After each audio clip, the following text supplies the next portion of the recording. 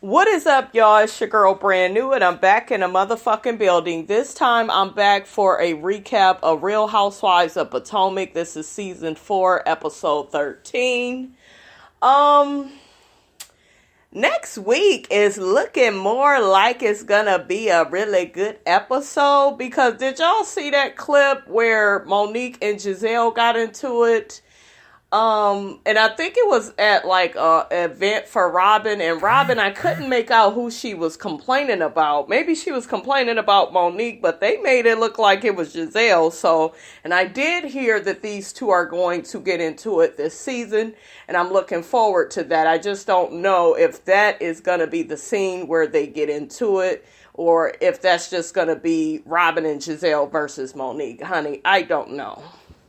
Oh, so have y'all heard the news about Nene and Cynthia? There's a possibility they have rekindled their friendship on this upcoming season 12 of Real Housewives of Atlanta. I'm looking forward to seeing that.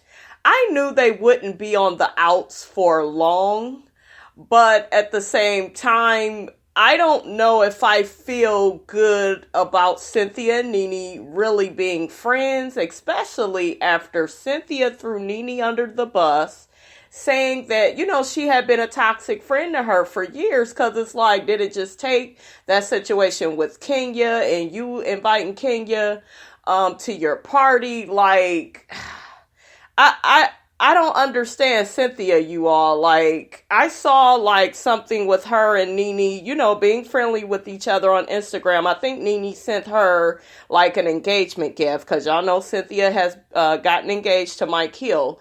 So, I don't know. I guess it's going to play out season 12, and I'm kind of wondering how Kenya feels about that, because quiet as kept, Kenya is very territorial about her relationship with Cynthia, and I don't think she really wants Cynthia and Nene to be friends. That's just how I feel. And Cynthia, you can't go around calling Nene toxic and she was a bad friend, and then you can't do all those interviews that you did right after season 11 wrapped, because we saw your ass all over the computer, all over the TV, on E! News, on just everywhere your ass could be. You was talking about how badly Nene is like this horrible friend, this bad person, and I don't want to see you trying to get up her ass season 12. That's what I don't see. So you gonna have to watch how you play your cards, Cynthia. To me, they should, honestly, if I really think about it, you guys, they should probably just be cordial, because if you feel like somebody is so toxic and too much to deal with, and I admit, you guys, Nene was tripping last season on a few parts, but at the same time, I feel like Candy and Cynthia, they are the main ones that did Nene wrong with that inviting Kenya. I just feel like they could have told her she was coming, especially you, Cynthia. So we'll see how your flip-flopping ass, we'll see how your ass act on season 12. All right, so you guys, let's get off into the Real Housewives of Potomac review. Okay, so not a lot happened on this episode. We saw Karen and Ray, they're out playing tennis. Karen actually hosted like this seafood dinner party with her kids. Raven is out from school, and her son, he works in Virginia a lot. So, she doesn't really get to see them a lot, and she's trying to bond, with her children and her man. So I felt like it was a really good scene. They shared some jokes, about the past, about how they had this cursing jar because Karen used to curse a lot. She used to have to constantly put money into the cursing jar. So I thought that scene was really cute with her and her family. Okay, so we get this scene with Giselle. She's inviting Ashley and Robyn to her new house. She's going to show them, all the changes she's looking to make into the new home she just purchased. And she knows that, Ashley is still kind of mad at her about some of the shit that, Giselle was saying about Michael. And at this point, Ashley, you either need to be Giselle's friend or don't be her friend. But y'all know how this bitch is. She's going to be shady and antagonize everybody's business. So Ashley, to me, she looks like she understands that part of Giselle and doesn't take it too personally, because she ended up telling Giselle, I understand, what you were trying to say. It did hurt my feelings, but yeah, I will be over there to check out your new home. So they pretty much squashed that. So we got Candiace and Chris. They are looking for a new home. Candiace, why does it have to cost so damn much? And do you got the money? Why you talking about taking money out of your mama's trust that she didn't gave you? You don't even know if you're going to be able to get the money, and you got to go to her to ask for the money, which is more money from her. Like, you're moving ass backwards, Candiace. I like you, but you need to get a cheaper home, I feel. Chris, he look a bit nervous about the price. I don't think he got that kind of money. And Candiace is sitting up here. This is that princess fairy tale Candiace, where she is not making sound decisions financially. She wants the most expensive house. I don't even think Giselle's house. Giselle done been over here, been on this show for some years. All 4 seasons. And her house was cheaper than Candiace's. And it's like, Candiace, why? The house is nice, but why do you have to spend so much fucking money? And then you mention, I got a hair company, I got the trust, I got this, I got that going. Are these businesses even feasible? Are they making money? Can that income cover a mortgage? Will you even be able to buy the home? You need to be thinking about that, Candiace, and get out of fairy tale land, because the decisions you're making is going to have you asking for more money from your mammy, okay? So next, we got Giselle, Robyn, and Ashley. They are at Giselle's new home. They like the home. They happy that, she's going to be making a purchase. As soon as Robyn gets in the house, honey, she got to pee, honey. And Giselle had some tissue in her purse. She gave her the tissue. Robyn had to pee in the nasty-ass toilet. Looked like it had a shit turd up in there. She made it work, though. Now that I'm getting a closer look inside of Giselle's new home, it looked like it's going to turn out nice. Once she makes the renovations, I think that she will be moving, in the right direction. Giselle, I was taken aback when you said that, I've been wanting to buy a home for me and my daughters for quite some time, but I didn't have the confidence. Bitch, you got all the confidence in the world when it comes to somebody else's business. So you need to keep that same confidence and energy when it comes to your endeavors in life, okay? I was shocked that she said that. I said, girl, you lying, okay? What's funny is she asked for, Giselle asked for Robyn and Ashley's input. I don't remember Robyn giving her input. Robyn, you need to keep your damn mouth closed. Your shit ain't even nowhere done, okay? I think Giselle gonna have this house done before you, okay? You keep all your opinions to yourself. Okay, so here's where it gets messy. So we got Giselle and Robyn. They end up telling Ashley about the whole Jacob comment, how Jacob was saying some shit about Michael, and Michael wanted him to call him, Michael wanted to be able to call Jacob on his private line, kind of being flirty and flirtatious. They got to telling Ashley how Katie called her dumb. She called her stupid, but same thing. But for some reason, you guys, and I don't know if it was just me, but I didn't like how they was telling her. They was telling her, when they was getting the tea, Giselle and Robyn, when they was getting all that tea from Katie, they was drinking that shit, and girl, for real, they was all on Katie's side. As soon as they relay the information to Ashley, they're like, girl, she was saying shit about you. She called you stupid. Yeah, she said this. Yep, she even said this situation with Jacob. And I get that they have to carry the broom, bring back rumors, bring back what's up. Like, I get how this show is set up. I really do. But let's not be fake with how somebody gave you information. There is a neutral way to tell somebody what somebody said about them. And to me, because they were in Ashley's face, Giselle and Robyn, to me, they were pouring it on thick. Like, girl, we got your back. And, that was just what Katie was saying. No, y'all was kikiing as well. Yeah, Robyn, you said Katie and Jacob were making assumptions about Michael. Those are not assumptions. Michael's actions causes people to look at him funny and for people to think he is gay because of the shit he says and does. Let's put the blame on the fucking blamey.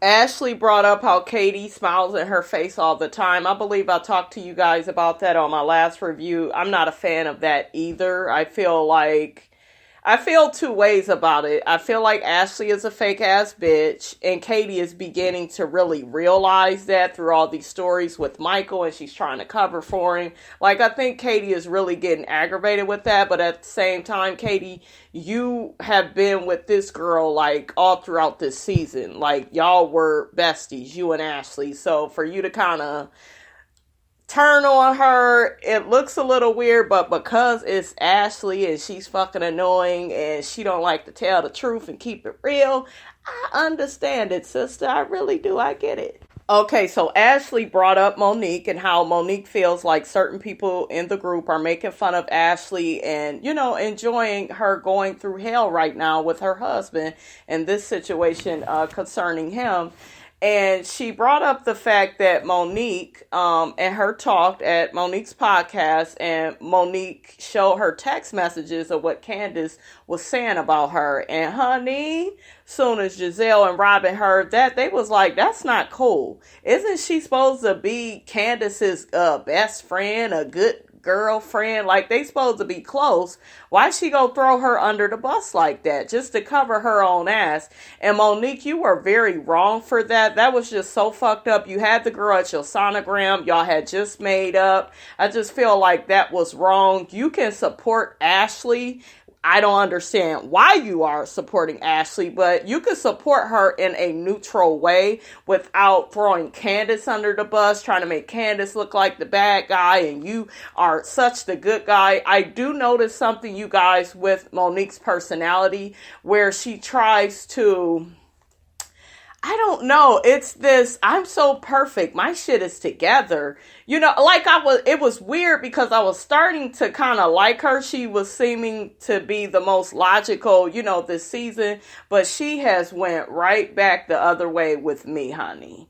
Right, we going down the wrong road. Yes, we are, Monique, because you throwing people under the bus so you could preserve your innocence and you could look like the good Samaritan in the situation and Captain Saberhole when it comes to Ashley. Honey, I'm not here for it. You didn't need to throw that girl under that bus like that. So we got Michael and Ashley. They're having dinner. Ashley tells Michael, hey, I'm about to get on the road, with my mom.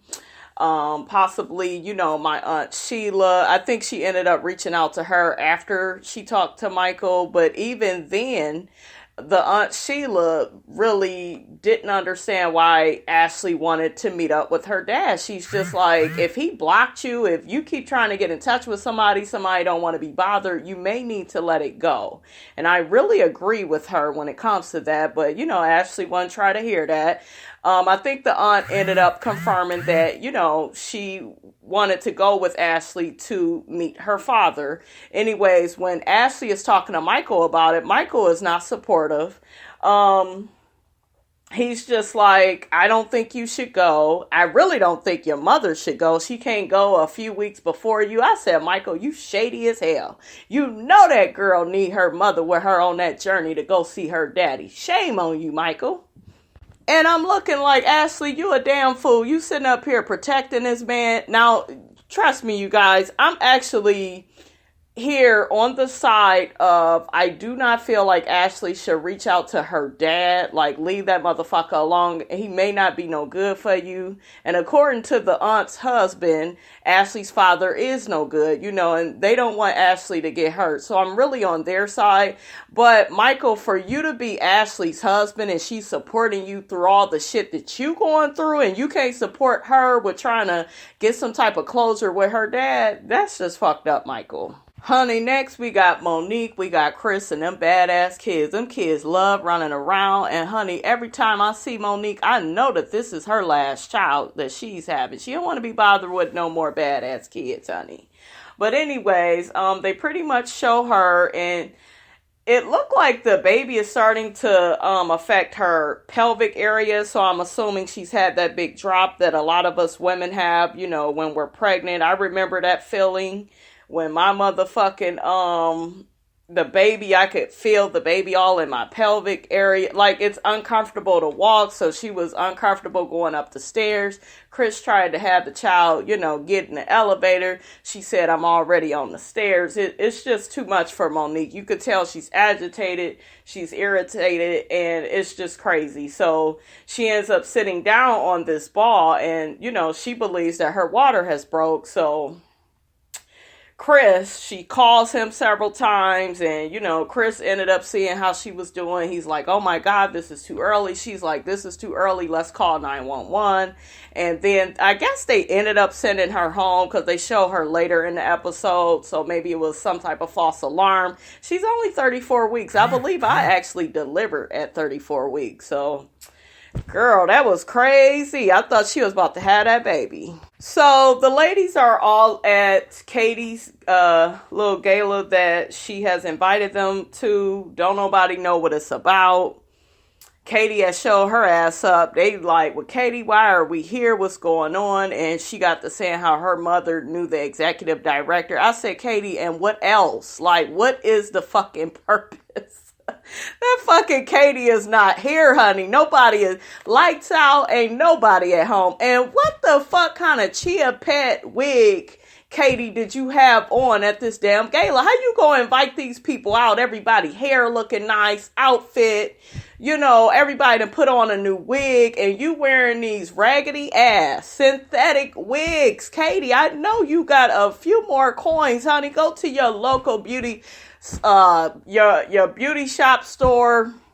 Y'all know the little beauty stores. Just go and get you a good $30-$40 wig. You can do better than what you doing, is what I'm saying, because you looked a fool, Katie. So Giselle sees Candiace and her mom first. Candiace, let me say this to you. Why do you keep hanging with this bitch? I'm talking about your mother. Why do you keep hanging with her? I get y'all in therapy, but just see the bitch at therapy. This bitch would not be at no events with me. No, ma'am. No, sir. We're not doing it. Like, she's too fucking crazy. She's not going to change. Oh, and did y'all see in the previews for next week? I think that was Candiace's sister. She said to her mother, oh, are you working, on your issues? You know what your issues are and you're working through them. And the mother got snappy. Oh, I don't really have no issues all like that. I'm fine. I know what I need to work on. Girl, bye. See, that other daughter don't tolerate Dorothy's ass. She know Dorothy is full of shit. But anyways, Giselle talks to Candiace and her mother about counseling, because y'all know that she referred her therapist to them. And, Dorothy is just like, well, it's going, I'm working on what Candiace said I need to work on. I don't really feel like I have too many issues. Candiace, she's the brat, and then Giselle was like, but you created that brat. Exactly. I'm glad that Giselle laid it on her ass, and she said, well, you right, Dorothy is full of shit. Katie's mother was trying to pull her to the side and talk to her, and they both got to talking about how they both created monsters. No, don't get on the monsters you created. Both of y'all maybe just fucked up. And I don't even know Katie's mother like that. She don't really rub me the wrong way. Not how Candiace's mother does. Oh my God, Dorothy is too much for me, honey. So Robyn, Giselle, and Katie and Jacob and Candiace and her mom, they're all talking, and they end up talking about the shit that Michael has said to Jacob. All that flirtatious shit about calling him on his private line, and how the boy or the man, I thought that Jacob was just Katie's friend. He's actually her man, which really makes it inappropriate. And now that I look at it, I think that Katie is starting to see, well, damn, your man is coming at my man again. Because I remember Michael had came at one of Katie's exes in the past. Andrew, that guy, he was touching all on his butt. So that's probably why Katie is like, I'm done with Ashley, honey. Her man is always trying to check for the men that I'm with, honey. But Jacob confirms that Michael said that and was acting flirty. Jacob said, I don't know how he meant it. You know how he meant it, Jacob. Okay, so normally I'm not here for the green eye bandits, but on this situation with Monique and Candiace, I'm definitely here for it. Giselle and Robyn, they informed Candiace and her mother, honey, because Miss Dorsey, honey, was all up in the mix. They pretty much tell Candiace what Monique has said to Ashley about her and how she showed her the text messages that transpired, between the two of them. And Candiace was like, "Oh my God, what exactly was said? Like, I can't believe she would say that." You could kind of tell Candiace don't want to believe it because it's coming from Ashley. But Giselle and Robyn, they confirmed that shit. They was like, yeah, she really sent Ashley text messages trying to cover her own ass. And, she's trying to make you look like the bad guy. And she's such a good guy.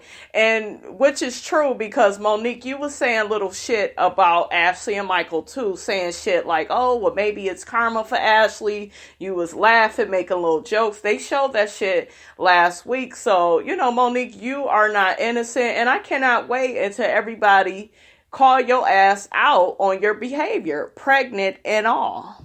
Giselle brought up to Candiace the fact that I guess she had heard that Monique was talking shit about her, and Monique feels that Giselle brushes off her problems that she has. Giselle, you do that though. You have been giving Monique a hard time since you met her. I thought, like you said, Giselle, I thought y'all had kind of squashed everything at her wedding, at Candiace's wedding, but I guess it's not squashed. Y'all right back where y'all started. But Giselle, you were jealous of that girl at first. And Monique, I got to call you out. You was doing a lot of bragging, when you got on this show. And when you come off acting really materialistic like that, people do not know how to take you. They only feel like you care about material items and you're not interested in sharing who you are as an actual person, which is the beef that Robyn and Giselle, I think it's a beef that they kind of have been having with Monique. They don't feel like she's genuine and authentic because she don't really complain about her problems. She always, I got this, I got that. I haven't really been hearing Monique say too much of that this season. I know in past seasons, she always brings up, her money and material items, and I paid this much for this wine, so Monique, you need to work on that. Okay, so towards the end of the episode, Ashley has banded together with her Aunt Sheila and her, aunt's husband and her mom, and they are in two separate cars driving to her father's residence. And they pretty much just show, Ashley being very nervous, and she's just like, should I say hello? This scene definitely reminded me of Real Housewives of Atlanta when Kenya went looking for her mother. It definitely, and I already told you guys, Ashley has a lot of characteristics that Kenya has, I will say that, and it's just interesting that they share that with their parents as well, having that parent that may not want to be bothered with them. So, but yeah, they pretty much just show, the aunt going up to the door, and they didn't let us see nothing else. So that's all I have to say, you guys, about Real Housewives of Potomac. Really quickly, did y'all hear about motherfucking Matt Jordan?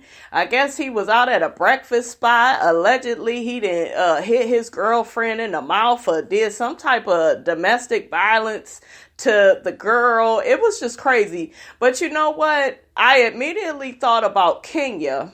And how Kenya kept saying, well, he's never hit me and he would never hit me. Remember, she was telling Sheree and the other girls that he would never, he just did that to my home. Remember, he was breaking all the glasses out of her goddamn garage and fucking up her house and shit. But, he would never touch me, and he didn't touch somebody. So, Kenya, be glad you dodged that bullet. But don't ever say what a man will not do. He will hit, if he's breaking your shit, he will break your fucking jaw, which is something he allegedly did to this other young lady he's with. So, honey, that is a fool.